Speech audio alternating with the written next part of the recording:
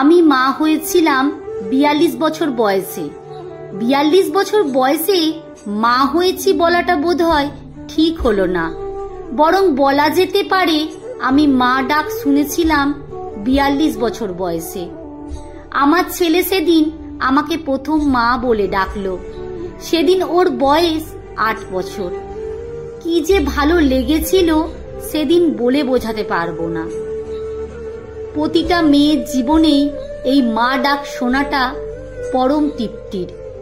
সেই তৃপ্তি দিয়েছিল আমার ছেলে অপ্রিতম। অপ্রিতম এখন ডাক্তার। আজ ওরই জন্মদিন। আমার ভীষণ ইচ্ছে ছিল আজ ওর জন্মদিনে ওর হসপিটালে গিয়ে সমস্ত রোগীদের ফল বিতরণ করব। ছেলেকে আগে থেকেই বলে রেখেছিলাম সে কথা। আমার কথা শুনে আমার ছেলে বলেছিল, বেশ তো, তোমার যখন ইচ্ছে হচ্ছে তাই করো তুমি, আমি সব ব্যবস্থা করে দেব। মায়ের ইচ্ছে পূরণ করতে পারাটাও যে বড় আনন্দের। আমার ছেলে, আমার মা অত্যন্ত প্রাণ, তাই মায়ের যে কোনো আবদারে কখনোই সে না করেনি। ছেলের হসপিটালে যখন পৌঁছালাম তখন হসপিটালে সবাই আমাকে দেখে বলছিল, ডাক্তারবাবুর মা। ছেলের পরিচয়ে পরিচিত হতে পেরে নিজের ভীষণ গর্ববোধ হচ্ছিল। হসপিটালে যখন সব রোগীদের কাছে গিয়ে ফল দিচ্ছিলাম তখন এক বয়স্কা ভদ্রমহিলা বেডে শুয়ে থেকে ডাক দিলেন, ছর্দি। ছর্দি ডাক শুনেই বুকটা ছ্যাত করে উঠল। ভীষণ পরিচিত গলা, চিনতে একটু অসুবিধা হয়নি। আমার নিজের বৌদি। বৌদিকে ওখানে দেখতে পাবো আমি স্বপ্নেও ভাবিনি। সেই আগের চেহারাটাও আর নেই, খুব খারাপ হয়ে গেছে। অনেক বছর পর দেখা। তাকিয়ে বললাম, বৌদি তুমি? বৌদি ক্ষীণ গলায় বলল, আমি তোমাকে দেখেই চিনতে পেরেছি। তুমি সবাইকে ফল বিতরণ করছো। পরম সৌভাগ্য না হলে এমন কাজ করা যায় না। আসলে আমার ছেলেরা জন্মদিন। ছেলে তো এই হসপিটালেরই ডাক্তার, কিন্তু তোমাকে আজ এখানে দেখতে পাবো সেটা ভাবিনি। খুব খুশি হলাম ছেলেকে ডাক্তার তৈরি করতে পেরেছো। আমি পারিনি আমার 2 ছেলেকে মানুষ করতে। তারা আজ আমাকে আর দেখে না। সেই যে হসপিটালে ভর্তি করে দিয়ে চলে গেছে আর আসেনি। 5 দিন হয়ে গেল হসপিটালেই আছি। তোমার সাথে অনেক অন্যায় করেছি ছর্দি। তোমার দাদার মৃত্যুর খবরটা পর্যন্ত তোমাকে দিইনি। পারলে আমাকে ক্ষমা করো। অনুতাপ অনুশোচনায় ভরা কয়েকটি কথা আমাকে কিছুক্ষণের জন্য থামিয়ে দিয়েছিল। জীবনে কোনো পরিস্থিতিতেই কখন যে কার সাথে দেখা হয়ে যায় কেউ বলতে পারে না। জীবন ঠিক করেই রেখেছিলাম কোনোদিন বৌদির মুখোমুখি হব না। বিয়ের পর থেকে আর কোনোদিনই বাপের বাড়ি যাইনি আর। তার কারণ একটাই, ওই বৌদি। অথচ সেই বৌদিরই সঙ্গে আজ আবার দেখা। মানুষের জীবনটা বড় অদ্ভুত। নিজের জীবনের গল্পটা তাহলে বলতেই হয়। আমি সুধা, আমার 2 দিদি আর 1 দাদা। আমি সব থেকে ছোট। মা মারা গিয়েছিল অল্প বয়সেই। আমার তখন 7 বছর বয়স। 2 দিদি আর দাদার ঠিক বয়সে বিয়ে হলেও আমার বিয়ে হয়েছিল 42 বছর বয়সে। ওই বয়সে এসে আমার যে বিয়ে হবে এটা আমি কখনো ভাবিনি। 2 দিদির বিয়ের পর আমার বাবা অসুস্থ হয়ে গেল। বাবা এতটাই অসুস্থ হলো মানে প্যারালাইসিস হয়ে শয্যাশায়ী। বাবাকে দেখার জন্য একজন লোক তো অবশ্যই দরকার। দাদার তখন বিয়ে হয়ে গেছে। বৌদি পরিষ্কার জানিয়ে দিল বাবার কোনো রকম দায়িত্ব নিতে পারবে না। সেটা নিয়ে কোনো আক্ষেপই ছিল না আমার। বাবার কথা চিন্তা করে আমিও আর সেই সময় বিয়ে করতে ঠিক রাজি হলাম না। যদিও আমার দাদা আমার বিয়ের জন্য কোনো রকম চিন্তা ভাবনাই করেনি। টানা 12 বছর আমি বাবার সেবাই করে গেছি।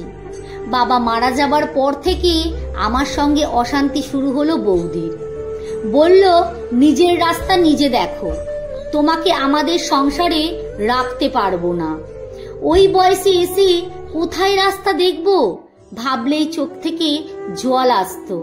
বৌদির অত্যাচারের সীমাটা আরো বাড়তে লাগলো। ভগবানকে ডাকতাম, একটা রাস্তা দেখাও। ইতিমধ্যে একটা রাস্তা দেখালো ভগবান। খবরের কাগজে একটা বিয়ের বিজ্ঞাপন দেখে যোগাযোগ করি আমার বড়দি। আমাকে বিয়ে করার জন্য বলে। ভদ্রলোক ব্যাংক ম্যানেজার। ওনার স্ত্রী মারা গেছেন ক্যান্সারে। 8 বছরের একটি ছেলে আছে। আমি বড়দিকে বললাম, আমি বিয়ে করতে রাজি, তুই কথা বল ওদের সাথে। আমার বিয়ের কথা শুনে বৌদি খুশি হয়নি। আমি আড়াল থেকে বৌদির কিছু কথা শুনেছিলাম সেদিন। বৌদি আমার দাদাকে বলছিল, ও কি আর এমনি এমনি বিয়ে করছে? দেখেছ, ব্যাংক ম্যানেজার, টাকা পয়সা আছে, আর ছেলেটাকে মানুষ করবে ভাবছো? দেখো কোনো অনাথ আশ্রমে দিয়ে না চলে আসে, তবে এটাই শান্তি। আমাদের ঘাড় থেকে আপদটা বিদায় হবে। সেদিন এমন কথায় চোখের জল ধরে রাখতে পারিনি। মন খারাপ হয়ে গিয়েছিল ভীষণ। ভাবছিলাম আমি কি সত্যি আপদ, কিন্তু বিয়েটা আমি করবই, এটা মনে মনে ভেবে নিয়েছিলাম। কারণ আমি নিজে বুঝতাম মা না হয়ে থাকার যন্ত্রণা কতটা। ছোটবেলায় আমিও হারিয়েছিলাম মাকে। বৌদির এমন কথাটা মনের মধ্যে ভীষণভাবে বেঁধেছিল। ঠিক করি আমি কখনোই দাদা বৌদির সাথে যোগাযোগ রাখবো না। দাদা কখনোই বৌদির এমন আচরণে প্রতিবাদও করেনি। দাদার ওপর ভীষণ অভিমান নিয়েই চলে গিয়েছিলাম, আর কখনো ফিরিনি।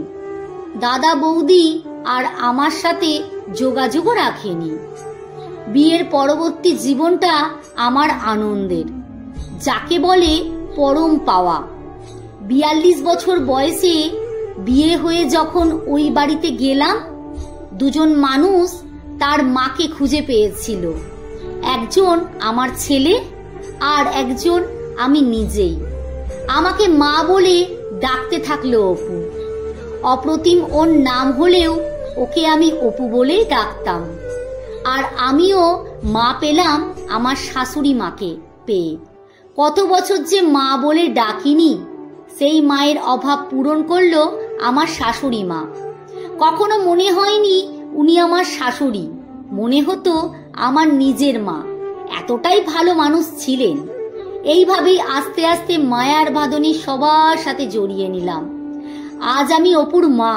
অপুকে আমি গর্ভে ধারণ করিনি ঠিকই, অপুর মা হয়ে উঠতে সময়টাও বেশি লাগেনি। অপু বড় করতে করতে মানুষ করতে হবে, এই জিতটা নিয়েই চলল লড়াই। আজ আমার ছেলে ডাক্তার। আমার স্বামী আর ছেলেকে নিয়ে এখন সুখের সংসার। সময়ের সাথে সাথে কত কি বদলে যায়। সে যাই হোক, বৌদির এই অবস্থা দেখে মনটা সত্যি খারাপ হয়ে গেল। অথচ এক সময় ওই মানুষটাই কষ্ট, কত দাপট, কত অহংকার। তবে বৌদির এমন পরিণতি মন থেকে মেনে নিতে পারছিলাম না। হসপিটালের বেডে বসে অনুশোচনার আগুনে দগ্ধ হয়ে বৌদি বেশ কয়েকটা কথা বলে গেল। বৌদি বলল, ছোড়দি, তোমাকে দেখে আজ আর হিংসে হচ্ছে না। জানো কত আনন্দ হচ্ছে আমার। মা হতে সবসময় পেটে ধরতে হয় না। প্রত্যেকটা মেয়ের মধ্যে মা লুকিয়ে থাকে, আর তুমি সেটা করে দেখিয়েছো। তোমার ছেলেকে শুধু ডাক্তারই বানাওনি, মানুষ বানিয়েছো। ডাক্তার যে এত ভালো মানুষ হতে পারে সেটা আমি এই 5 দিনেই বুঝেছি। আমাকে তো তোমার ছেলেই দেখছে। ডাক্তার হতে গেলে ভালো মানুষ হতে হয় আগে। তুমি মানুষ হতে শিখিয়েছি ওকে। শুধু একটাই অনুরোধ, আমার পরিচয়টা তোমার ছেলেকে আর জানিও না, কিন্তু খারাপ ঘটনা বরং না জানাই ভালো।